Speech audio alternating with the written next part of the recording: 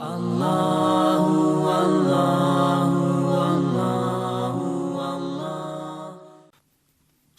اعراف کی آیت نمبر 182 سورہ اعراف کا 23واں رکوع 9 پارے کا 13واں رکوع۔ اللہ رب العالمین نے ارشاد فرمایا والذین کذبوا بآیاتنا، اور جنہوں نے ہماری آیتیں جھٹلائیں، سنستدرجہم من حیث لا یعلمون، ان قریب ہم انہیں آہستہ آہستہ عذاب کی طرف لے جائیں گے جہاں سے انہیں خبر نہ ہوگی۔ یعنی جو کافر ہیں، اللہ کی آیتوں کے منکر ہیں، بتدریج وہ عذاب کی طرف جائیں گے، ہلاکت اور بربادی کی طرف جائیں گے، اور وہاں سے عذاب آئے گا جہاں سے ان کو خبر بھی نہ ہوگی۔ ہر کافر موت کی طرف رواں دواں ہے، اور اچانک وہ موت کا شکار ہوتا ہے، سارا غرور و تکبر اس کا خاک میں مل جاتا ہے۔ وَأُمْلِي لَهُمْ، اور میں انہیں ڈھیل دوں گا۔ اس سے مراد یہ کہ ان کی عمریں لمبی کروں گا۔ ان کیدی متین، بے شک میری خفیہ تدبیر بہت پکی ہے، اور میری گرفت بہت سخت ہے۔ اولم یتفکروا ما بصاحبہم من جنہ، کیا سوچتے نہیں کہ ان کے صاحب کو جنون سے کچھ تعلق نہیں، کچھ علاقہ نہیں۔ ان ہوا الا نذیر مبین، وہ تو صاف ڈر سنانے والے ہیں۔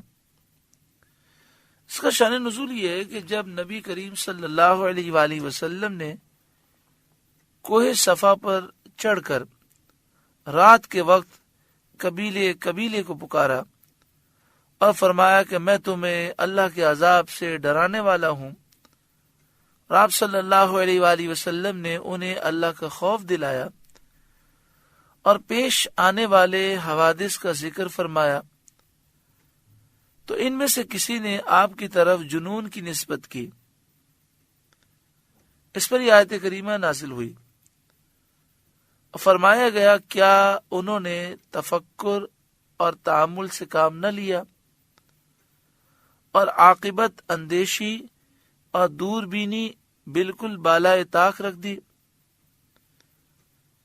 اور یہ دیکھ کر کہ سید عالم صلی اللہ علیہ وسلم اقوال و افعال میں ان کے مخالف ہیں، اور دنیا اور اس کی لذتوں سے آپ نے منہ پھیر لیا ہے، آخرت کی طرف متوجہ ہیں، اللہ تعالیٰ کی طرف دعوت دینے اور اس کا خوف دلانے میں رات دن مشغول ہیں، ان لوگوں نے آپ کی طرف جنون کی نسبت کر دی، یہ ان کی غلطی ہے۔ تو اس میں فرمایا گیا کہ انہوں نے غور و فکر نہ کیا کہ محبوب کریم صلی اللہ علیہ وآلہ وسلم کا جنون سے کوئی تعلق نہیں ہے، آپ تو صاف ڈر سنانے والے ہیں، آخرت کی طرف توجہ فرماتے ہیں، اللہ کی طرف بلاتے ہیں، اللہ کا خوف دلاتے ہیں، دن رات اس میں مشغول ہیں، دنیا کی لذتوں سے آپ نے منہ پھیرا ہوا ہے، آپ ان کافروں کے جیسے اقوال سے اور افعال سے دور ہیں۔ تو ان لوگوں نے یہ ساری چیزیں نہ دیکھیں اور غور و فکر نہ کیا، اور حضور پر یہ الزام لگا دیا کہ آپ کو جنون ہو گیا ہے۔ اولم ينظروا فی ملکوت السماوات والارض وما خلق اللہ من شیء، کیا انہوں نے نگاہ نہ کی آسمان و زمین کی سلطنت میں، اور جو چیز اللہ نے بنائی کیا اس میں غور و فکر نہ کیا؟ ان سب میں اللہ کی وحدانیت اور کمال حکمت اور قدرت کی روشن دلیلیں ہیں۔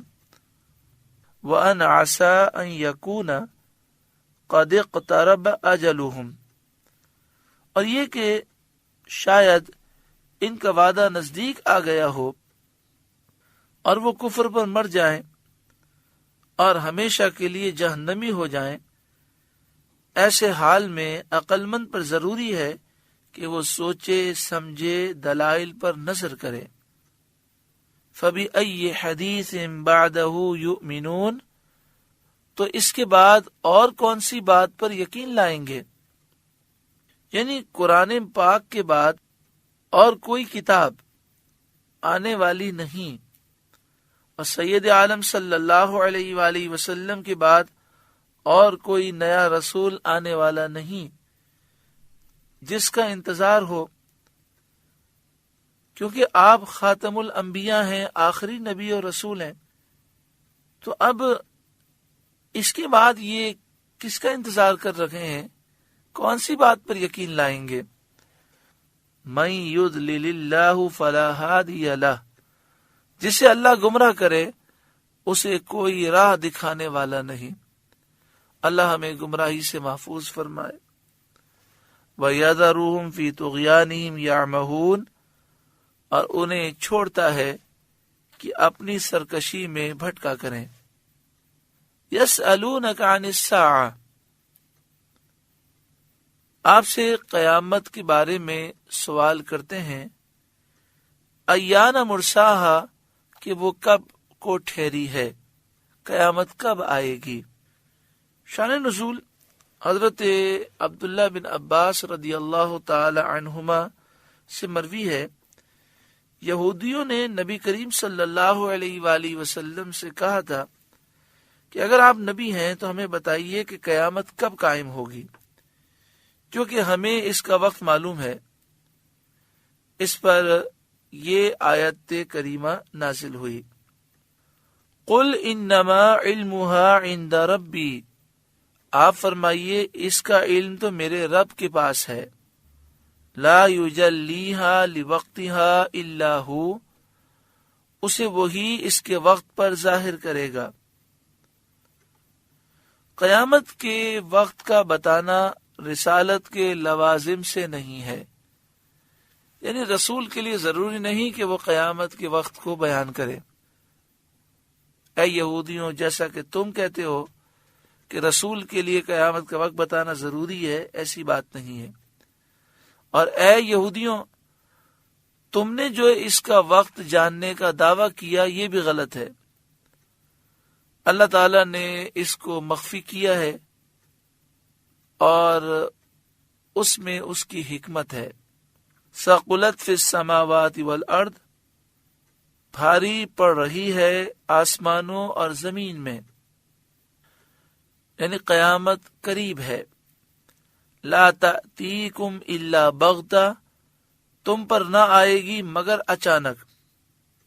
یسألونک کأنک حفی عنہا، تم سے ایسا پوچھتے ہیں گویا تم نے اسے خوب تحقیق کر رکھا ہے۔ قل انما علمها عند اللہ، اے محبوب آپ فرمائیے اس کا علم تو اللہ ہی کے پاس ہے۔ ولیکن اکثر الناس لا یعلمون، لیکن بہت لوگ جانتے نہیں۔ بہت سے لوگ یہ نہیں جانتے کہ قیامت کے وقت کو پوشیدہ رکھنے میں کیا حکمت ہے۔ تفسیر روح البیان میں ہے کہ بعض مشائخ اس طرف گئے ہیں کہ نبی کریم صلی اللہ علیہ وآلہ وسلم کو با اعلام الہی وقت قیامت کا علم ہے، یعنی اللہ تعالی نے اپنے محبوب کو قیامت کے وقت کا علم دیا ہے۔ قل لا املک لنفسی نفعا ولا ضرا الا ما شاء اللہ، اے محبوب آپ فرمائیے میں اپنی جان کے بھلے برے کا خود مختار نہیں مگر جو اللہ چاہے۔ غزوہ بنی مستلق سے واپسی کے وقت راستے میں تیز ہوا چلی، چوپائے بھاگے تو نبی کریم صلی اللہ علیہ وآلہ وسلم نے خبر دی کہ مدینہ طیبہ میں رفاعہ کا انتقال ہو گیا، اور یہ بھی فرمایا کہ دیکھو میری اونٹنی کہاں ہے۔ عبداللہ بن ابی منافق اپنی قوم سے کہنے لگا ان کا کیسا عجیب حال ہے کہ مدینے میں مرنے والے کی تو خبر دے رہے ہیں اور اپنی اونٹنی معلوم ہی نہیں کہ کہاں ہے۔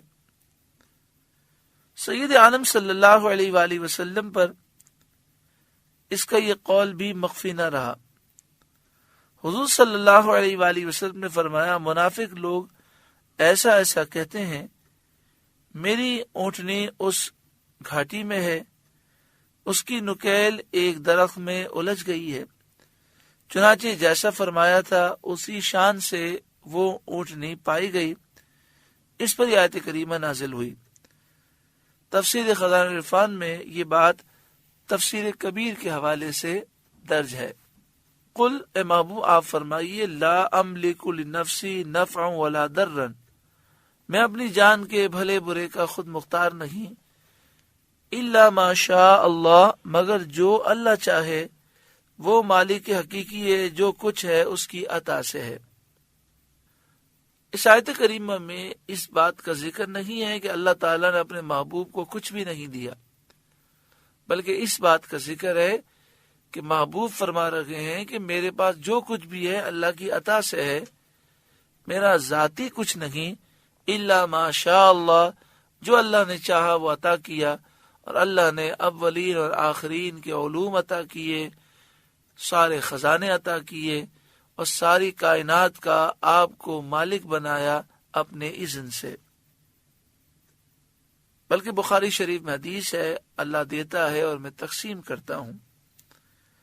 وَلَوْ كُنْتُ أَعْلَمُ الْغَيْبَ، اور اگر میں غیب جان لیا کرتا، لَاسْتَكْثَرْتُ مِنَ الْخَيْرِ، تو یوں ہوتا کہ میں نے بہت بھلائی جمع کر لی، وَمَا مَسَّنِيَ السُّوءُ، اور مجھے کوئی برائی نہ پہنچی، ان انا الا نذیر و بشیر لقوم یؤمنون، میں تو یہی ڈر اور خوشی سنانے والا ہوں انہیں جو ایمان رکھتے ہیں۔ یہاں یہ فرمایا گیا وَلَوْ كُنْتُ أَعْلَمُ الْغَيْبَ لَاسْتَكْثَرْتُ مِنَ الْخَيْرِ، اگر میں غیب جان لیا کرتا تو یوں ہوتا کہ میں نے بہت بھلائی جمع کر لی، وَمَا مَسَّنِيَ السُّوءُ، اور مجھے کوئی برائی نہ پہنچی۔ یہ کلام براہ ادب اور تواضع ہے۔ معنی یہ ہے کہ میں اپنی ذات سے غیب نہیں جانتا، جو جانتا ہوں وہ اللہ تعالی کی اطلاع اور اس کی عطا سے۔ حضرت صدر الافاضل علیہ رحمہ نے اس بات کو تفسیر خازن کے حوالے سے لکھا۔ اعلیٰ حضرت امام اہل سنت نے فرمایا، بھلائی جمع کرنا اور برائی نہ پہنچنا اسی کے اختیار میں ہو سکتا ہے جو ذاتی قدرت رکھے، اور ذاتی قدرت وہی رکھے گا جس کا علم بھی ذاتی ہو، کیونکہ جس کی ایک صفت ذاتی ہے اس کے تمام صفات ذاتی۔ تو معنی یہ ہوئے کہ اگر مجھے غیب کا علم ذاتی ہوتا تو قدرت بھی ذاتی ہوتی، اور میں بھلائی جمع کر لیتا اور برائی نہ پہنچنے دیتا۔ بھلائی سے مراد راحتیں، کامیابیاں اور دشمنوں پر غلبہ ہے، اور برائیوں سے تنگی، تکلیف اور دشمنوں کا غالب آنا ہے۔ یہ بھی ہو سکتا ہے کہ بھلائی سے مراد سرکشوں کا مطیع، فرمانبردار ہونا، نافرمانوں کا فرمانبردار ہونا اور کافروں کا مومن کر لینا ہو، اور برائی سے بدبخت لوگوں کا باوجود دعوت کے محروم رہ جانا۔ تو حاصل کلام یہ ہوگا کہ اگر میں نفع و ضرر کا، نفع نقصان کا ذاتی اختیار رکھتا تو اے منافقین اور اے کافروں، تم سب کو مومن کر ڈالتا، اور تمہاری کفری حالت دیکھنے کی تکلیف مجھے نہ پہنچتی۔ خلاصہ یہ ہوا کہ یہاں پر ذاتی نفع اور نقصان کی نفی ہے اور ذاتی علم کی نفی ہے، اور یہ بیان کیا جا رہا ہے کہ جو میرے پاس علم ہے، جو نفع و نقصان کی طاقت ہے، وہ اللہ کی عطا سے ہے، اللہ کی مشیت کے بغیر ایک پتا بھی ہلتا نہیں، وہی ہوتا ہے جو میرا رب چاہتا ہے۔ میں جو طاقتیں رکھتا ہوں وہ باذن اللہ ہے۔ یہاں پہ فرمایا ان انا الا نذیر، میں تو ڈر سنانے والا ہوں، یعنی کافروں کو میں ڈر سناتا ہوں کہ اے کافروں، اللہ تعالیٰ کی بارگاہ میں توبہ کرو ورنہ تم تباہ و برباد ہو جاؤ گے۔ سورہ اعراف کا 23واں رکوع مکمل ہوا۔ اللہ رب العالمین اس رکوع کے نور سے ہمارے قلوب کو روشن فرمائے۔ اللہ اللہ